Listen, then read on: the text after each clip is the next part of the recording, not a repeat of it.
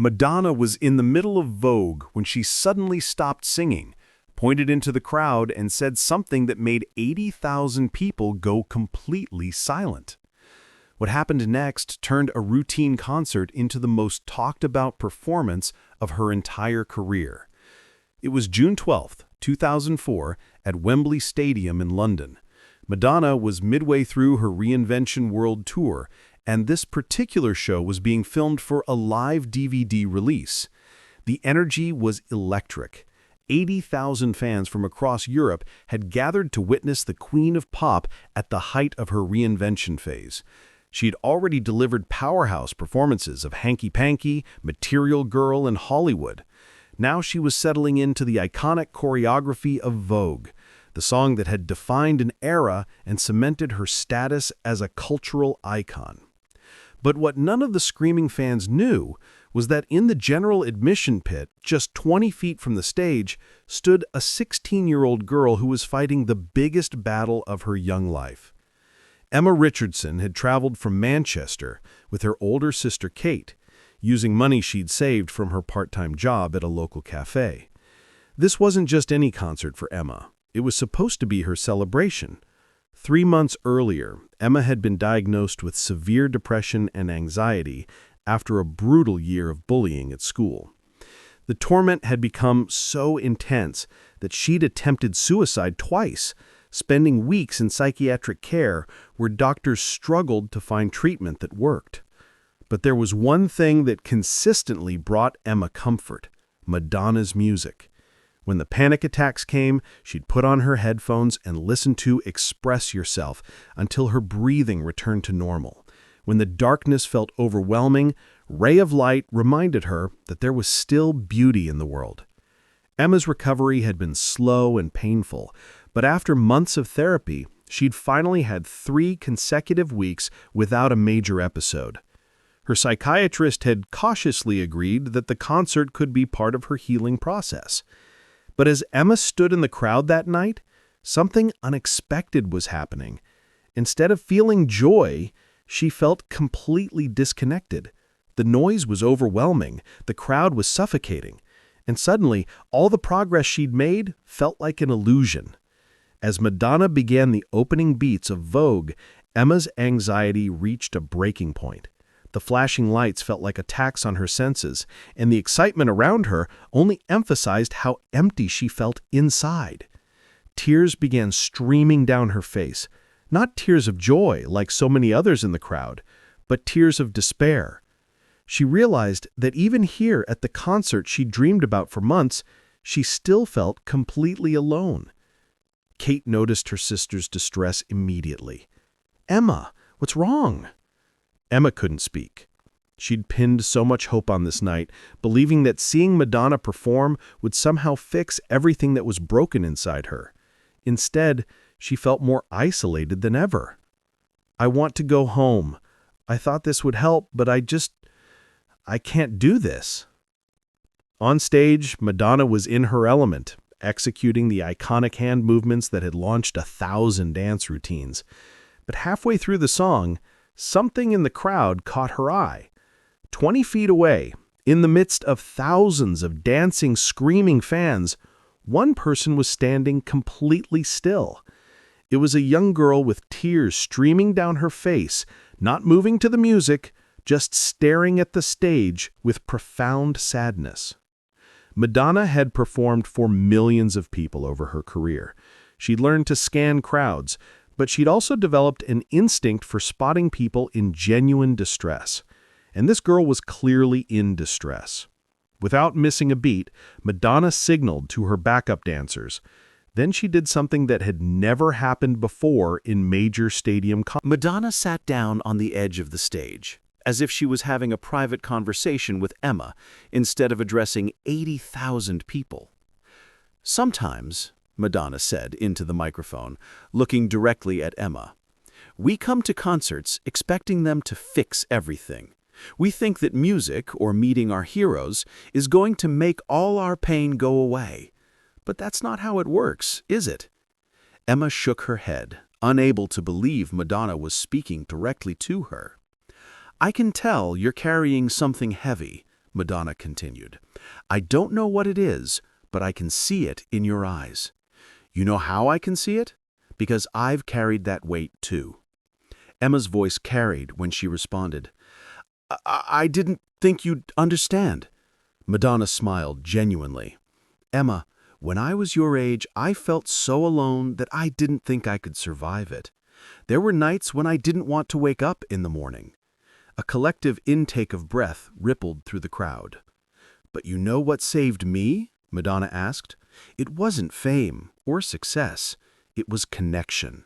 It was realizing that even when I felt most alone, there were other people who understood exactly what I was going through." Emma found herself speaking louder. "Your music, it's been the only thing that helps when I can't cope." "And that's beautiful," Madonna replied. "But Emma, I need you to understand something. My music didn't save you. You saved you. You chose to listen when you needed comfort. You chose to keep fighting. That strength isn't coming from me. It's coming from inside you." Emma was crying harder now, but the tears felt different, less desperate, more cathartic. "I want you to look around this stadium," Madonna said. "Look at all these faces." Emma turned slowly, taking in the sea of people. Instead of judgment, she saw faces filled with compassion. Many people were crying, too. Others were smiling at her with genuine warmth. "Every single person in this stadium has felt alone," Madonna said. "You're not as isolated as you think you are." Madonna spoke to her security team, and within moments, Emma found herself being guided toward the stage. Despite her fear, with Kate's support and encouraging faces of strangers around her, Emma walked toward the stage. Madonna met her at the stairs and helped her up. For a moment, they stood together in front of 80,000 people, the global superstar and the struggling teenager from Manchester. "Emma," Madonna said, "I want you to help me with something. This song, Vogue, it's about finding your inner strength. Will you help me show everyone what that looks like?" Emma looked terrified. I can't dance. I don't know the moves." "I'm not asking you to perform. I'm asking you to just be yourself, right here, right now. That's the bravest thing any of us can do." When the song ended, Madonna gently stopped Emma from leaving. "Wait," Madonna said. "Emma, will you share something with everyone here? Not about what's been hard, but about what gives you hope." Emma looked out at the massive crowd, no longer terrified, but empowered. She took the microphone with shaking hands. "I never thought anyone would understand," she began, her voice growing stronger. "I always felt like I was pretending to be okay when I wasn't. But being here tonight, I realized that maybe we're all pretending sometimes. Maybe that's okay." The crowd erupted in supportive cheers. "What gives me hope," she continued, "is realizing that I'm not as alone as I thought, that there are people who care about strangers, that when you're brave enough to be honest about how scared you are, that's when you find out other people are scared too." Emma returned to the crowd, but the energy in the stadium had completely changed. The concert continued, but something had shifted.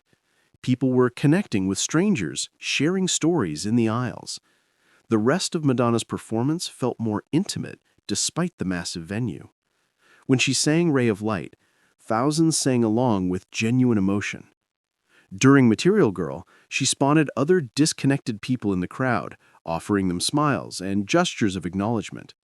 The routine tour stop had become an unprecedented experience of vulnerability and connection. Emma returned to Manchester transformed. The bracelet became a daily reminder, but more importantly, the experience had changed how she saw herself. Her therapist noticed immediately. "Something's different. You seem more present." "I realized I was waiting for someone else to save me," Emma explained. "But Madonna was right. I've been saving myself all along. I just needed to recognize it." Emma's recovery wasn't instant, but the Wembley experience had given her proof that vulnerability could lead to connection instead of judgment. She started a mental health blog that grew into a support network for thousands of young people. The Madonna concert that saved my life became her most read post, but Emma framed it carefully. She didn't save me that night. She helped me realize I had been saving myself all along. Madonna incorporated the lesson into the rest of her tour, becoming more attentive to audiences and willing to break from script when someone needed acknowledgement. Emma taught me something about performing I'd forgotten. It's not about perfection. It's about genuine human connection. Years later, Emma became a mental health counselor, helping others navigate similar struggles. The silver bracelet never left her wrist. Its meaning evolved into a reminder that strength doesn't come from external validation, but sometimes we need someone to witness and reflect it back to us. She kept a blurry photo from that night on her office wall, not the professional shots, but Kate's picture of her and Madonna on stage together. To visitors, it looked like a fan meeting her idol. But to those who knew the story, it represented the moment vulnerability became strength and isolation transformed into connection. The Wembley concert became legendary among fans, not for perfect vocals or choreography, but for the night a superstar stopped her show to remind a struggling teenager and 80,000 witnesses that none of us are as alone as we think.